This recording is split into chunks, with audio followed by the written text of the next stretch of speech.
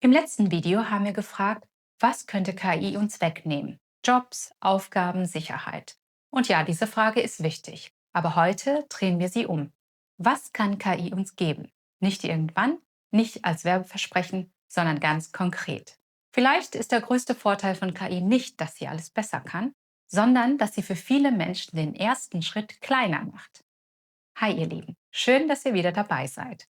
Wir sind Nadun und Nimasha. Als Entwickler und Data Analyst arbeiten wir jeden Tag mit Daten, Technologie und künstlicher Intelligenz. Auf diesem Kanal teilen wir, was wir erleben und dabei lernen. Und wir ordnen für euch verständlich ein, was KI heute schon alles kann und was das konkret für unseren Alltag bedeutet. Im letzten Video ging es darum, welche Jobs durch KI unter Druck geraten. Heute schauen wir auf die andere Seite. Wo kann KI der Gesellschaft helfen und was bringt sie euch persönlich im Alltag, beim Lernen, im Beruf oder bei eigenen Ideen? Wichtig ist, das wird kein Video nach dem Motto, KI löst jetzt alle Probleme. KI macht Fehler, kann Vorurteile übernehmen und darf bei Gesundheit, Recht oder Geld nicht blind genutzt werden. Aber wenn wir ehrlich auf die guten Beispiele schauen, sieht man etwas Spannendes. KI ist oft dort stark, wo Menschen bisher an einer Schwelle stehen. Zu kompliziert, zu viel Material, zu wenig Zeit, zu viel Fachsprache. Die Leitfrage heute ist also, kann KI Zugang schaffen, ohne dass Menschen Verantwortung abgeben? KI ist kein Zauberstab, aber sie kann ein Türöffner sein. Sie kann komplizierte Texte erklären, Bilder beschreiben, Muster finden und aus einem leeren Blatt einen ersten Entwurf machen. Das klingt abstrakt, deshalb gehen wir jetzt in konkrete Bereiche. Erst gesellschaftlich, dann ganz persönlich. Fangen wir dort an, wo es nicht nur um Komfort geht, sondern um echte Entlastung. Medizin, Forschung, Bildung, Barrierefreiheit und Recht. In der Medizin ist KI besonders sensibel. Deshalb einmal ganz klar, KI ersetzt keine Ärztin und keinen Arzt. Aber sie kann helfen, genauer hinzuschauen. Vor allem dort, wo Fachleute sehr viele Bilder, Befunde und Werte prüfen müssen. Ein gutes Beispiel ist Mammographie, also Brustkrebs-Früherkennung. In der schwedischen Masai-Studie wurden rund 80.000 Frauen untersucht.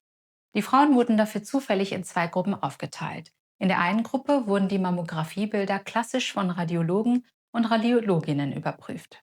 In der anderen Gruppe half eine KI beim Vorsortieren und Markieren auffälliger Bilder. Die medizinische Bewertung blieb aber weiterhin beim Fachpersonal. Das Ergebnis der Sicherheitsanalyse? Die Falsch-Positiv-Rate lag in beiden Gruppen bei 1,5%. Das bedeutet, bei etwa 1,5% der Frauen gab es einen auffälligen Befund, der sich später nicht als Krebs bestätigt hat, also ein falscher Alarm. Wichtig ist, die KI hat die Rate in der Studie nicht erhöht und die Arbeitslast beim Lesen der Bilder sank um 44,3%. Das klingt technisch, aber praktisch geht es um Zeit. Wenn Fachkräfte knapp sind, ist Zeit ein medizinischer Faktor. KI heilt dadurch keinen Krebs, aber sie kann Aufmerksamkeit besser verteilen. Sie markiert, sortiert vor, sie unterstützt. Die Verantwortung bleibt beim Menschen. Auch die WHO betont bei KI im Gesundheitswesen, es geht um sichere, ethische und gerechte Nutzung. Genau das ist die richtige Haltung. KI darf in der Medizin nicht einfach spannend sein. Sie muss sicher sein. Das zweite starke Beispiel ist Forschung. Hier ist AlphaFold eines der bekanntesten KI-Projekte. Ganz einfach erklärt. Proteine sind winzige Werkzeuge in unserem Körper. Damit sie funktionieren, müssen sie sich in eine bestimmte dreidimensionale Form falten, ähnlich wie ein Schlüssel, der nur in ein passendes Schloss passt. Diese Form herauszufinden war lange Zeit extrem aufwendig. AlphaFold kann diese Proteinstrukturen vorhersagen. So können Forschende Krankheiten besser verstehen und schneller prüfen, wo ein Wirkstoff ansetzen könnte. Laut Google DeepMind gibt es über 200 Millionen solcher Strukturvorhersagen. Und sie werden von mehr als 3 Millionen Forschenden über 190 Ländern genutzt. Das heißt nicht, dass jedes Medikament plötzlich einfach wird. Forschung bleibt langsam und kompliziert. Aber KI kann einen Flaschenhals kleiner machen. Sie kann Forschenden schneller zeigen, welche Richtung sich lohnen könnte. Welche Hypothese sollte man als nächstes testen? KI ersetzt nicht das Labor. Sie hilft, die Suche besser zu starten. In Bildung ist KI gleichzeitig spannend und heikel. Auf der guten Seite, KI kann geduldig erklären. Ihr könnt fragen, erklär mir das einfacher. Gib mir ein Beispiel aus dem Alltag. Frag mich ab. Oder noch besser, wo ist mein Denkfehler? Dieser letzte Satz ist wichtig, denn gute KI-Nutzung bedeutet nicht nur, gib mir eine Antwort, sondern hilf mir besser zu denken. Für Schülerinnen und Schüler kann das wertvoll sein, für Studierende auch. Und für Eltern, die plötzlich wieder Bruchrechnen erklären sollen, erst recht. Die UNESCO spricht bei generativer KI in Bildung von einem menschenzentrierten Ansatz. Also nicht Tool rein und fertig, sondern was hilft Menschen wirklich beim Lernen. Die Grenze ist klar, KI kann eine falsche Antwort geben. Sie kann Schummeln leichter machen. Und sie kann dazu führen, dass man ein Ergebnis abgibt, das man nicht verstanden hat. KI kann ein Lehrpartner sein, aber kein Ersatz fürs Lernen. Eines der menschlichsten Beispiele ist Barrierefreiheit. Stellt euch vor, ihr könnt einen Bildschirm nicht sehen, ein Diagramm, ein Foto, eine App-Oberfläche. Für blinde und sehbehinderte Menschen ist genau das Alltag. Tools wie Be My AI setzen hier an. Sie können Bilder, Screenshots, Webseiten und Grafiken beschreiben und man kann Rückfragen stellen. Nicht nur, was ist auf dem Bild, sondern wo ist der Button? Was steht in dieser Tabelle? Wirkt dieser Screenshot wie eine Fehlermeldung? Das ist kein kleiner Komfort, das ist Zugang. Natürlich, eine falsche Beschreibung kann problematisch sein und KI ersetzt keine gute barrierefreie Gestaltung. Aber sie kann Menschen im Alltag ein Stück Selbstständigkeit geben. Hier sieht man sehr klar, KI kann ein Übersetzer zwischen Welt und Mensch sein. Jetzt ein Bereich, der weniger spektakulär klingt, aber gesellschaftlich enorm wichtig ist. Recht und Verwaltung. Gerichte, Behörden und Verwaltung arbeiten mit riesigen Mengen an Text. Akten, Anträge, Fristen, Protokolle, Urteile, Nachweise. Wenn diese Systeme überlastet sind, wird Zugang schwieriger. Verfahren dauern länger, Dokumente bleiben liegen, Informationen sind schwerer auffindbar.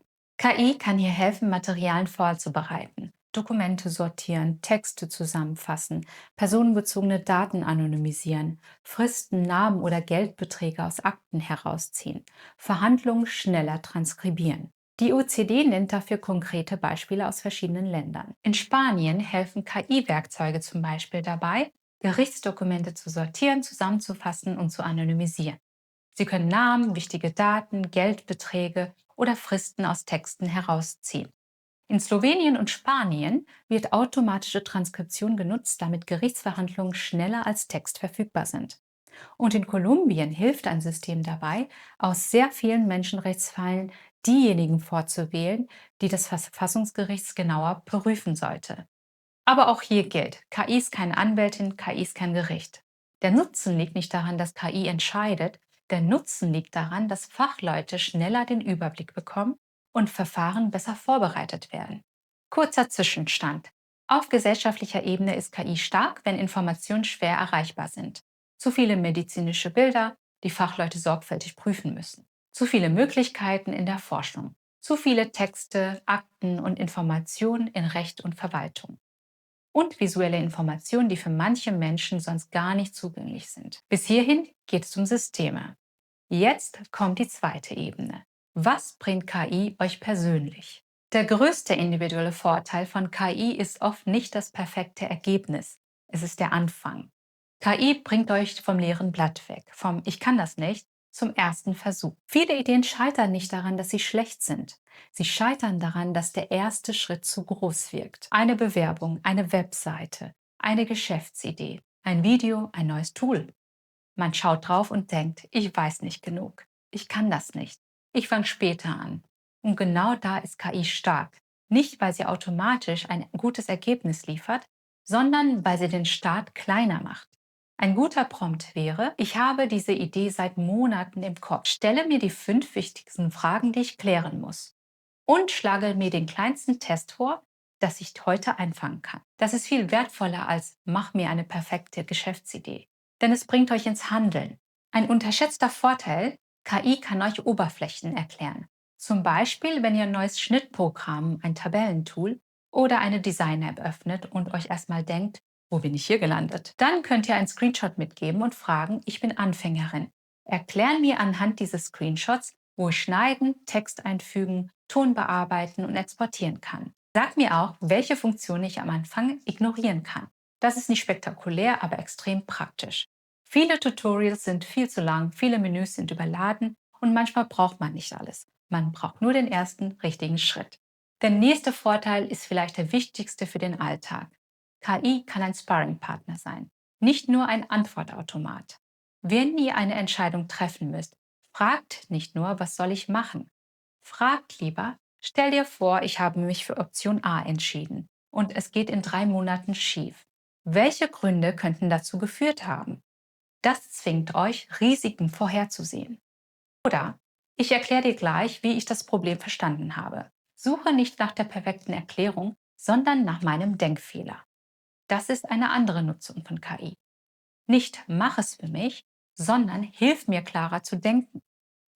Und dann gibt es noch den ganz normalen Alltag. Nicht glamourös, aber wichtig. Ein Behördenbrief, eine lange E-Mail, ein Pflegetermin, ein Bewerbungsprozess.